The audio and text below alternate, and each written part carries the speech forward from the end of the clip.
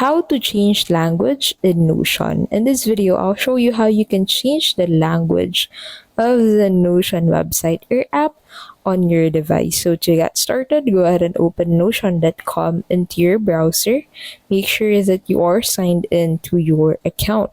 Now, once you're on your account, click on the top left corner of your screen. So that will allow you to view your workspace name. So go ahead and click on that. And then under that, you'll be able to find settings. So click on settings, and then in here, you'll find language and time. So under that, you'll find language. So go ahead and select the language that you want to use for your Notion app or website.